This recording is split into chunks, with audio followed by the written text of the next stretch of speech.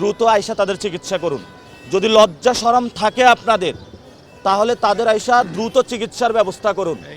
আর যদি লজ্জা শরম না থাকে, আপনাদের এইখানে কি হবে আমরা জানি না। প্রথমত আমি কিন্তু যে প্রোগ্রাম থেকে এসেছি, আমাদের আজকে ইশতেহারের প্রোগ্রাম ছিল। আমি ইশতেহারের প্রোগ্রাম থেকে উঠে চলে এসেছি যখন শুনছি জাবের গুলিবিদ্ধ হয়েছে। আমরা মিছিল করেছি, প্রতিবাদ করেছি। আমি মনে করি যে ঢাকা ৮-এ কোনো পুলিশি হামলা ঠিক না, এবং মানুষের শান্তিপূর্ণভাবে মানুষকে কিন্তু বোঝানো যায়, দাবিগুলো পূরণ করা যায়। আপনি জল কামান নিক্ষেপ করলেন, মেয়েদেরকে বুট দিয়ে আঘাত করছেন, এটা তো মধ্যযুগীয় বর্বরতা। এটা তো শেখ হাসিনার আমলে দেখেছি, এটা তো ঠিক হয়নি। সাংবাদিকদের উপর অ্যাটাক করে, এটা তো ঠিক হয়নি। আপনার কাছে স্পেসিফিক প্রশ্ন হচ্ছে, এই ৫-৬ দিনের ভিতরে এই সরকার কি আদৌ কোনো দাবি মানার অবস্থায় আছে?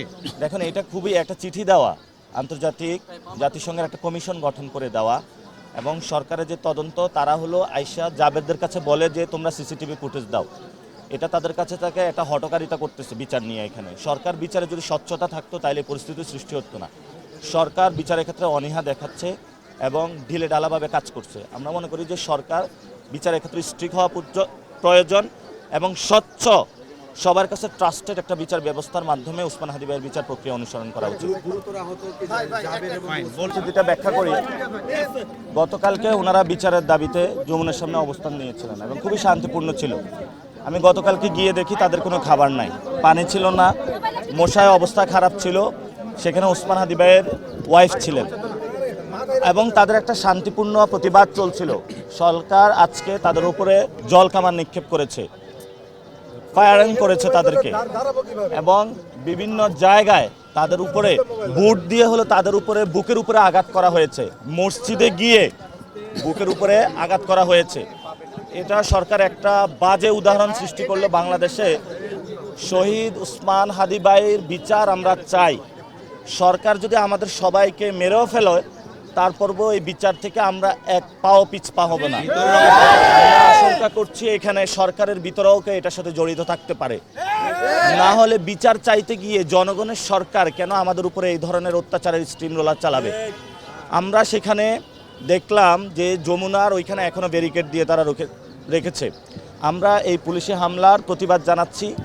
আর আমরা ইমার্জেন্সিতে গিয়েছি, ভয়াবহ অবস্থা। সাংবাদিকদের অনেকের উপরে চোখের মধ্যে আঘাত করা হয়েছে এবং নারীদের উপরে বুট দিয়ে তাদেরকে লাথি মারা হয়েছে।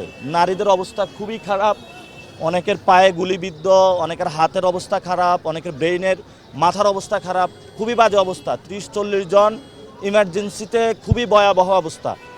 সরকার এটা খুবই একটা বাজে উদাহরণ সৃষ্টি করলো বাংলাদেশে। আমি মনে করি বাংলাদেশের সরকার এটার জনগণের সরকার নাই, এটা কোনো এজেন্ডা বাস্তবায়নে ব্যস্ত আছে। আমরা সরকারের মহল থেকে সবাই সুচিকিৎসা দাবি করছি, দ্রুত আইসা তাদের চিকিৎসা করুন। যদি লজ্জা শরম থাকে আপনাদের, তাহলে তাদের আইসা দ্রুত চিকিৎসার ব্যবস্থা করুন। আর যদি লজ্জা শরম না থাকে, আপনাদের এইখানে কি হবে আমরা জানি না। অলরেডি মানুষ রাস্তায় নামা শুরু করেছে। এই সরকারকে বলবো, লজ্জা শরম যদি থাকে আমাদের ভাইদের কাছে আসুন, সুচিকিৎসা ব্যবস্থা করুন। একটা প্রশ্ন আছে, আপনি একজন এমপি ক্যান্ডিডেট, জাবের গুলিবিদ্ধ অনেক মেয়ে আছে, মানে আপনি 30-40 জন আছে ওইখানে, খুবই ভয়াবহ অবস্থায়। জাস্ট আমি ট্রিটমেন্ট শুরু হয়েছে, আমি দেখে দ্রুত চলে এসেছি।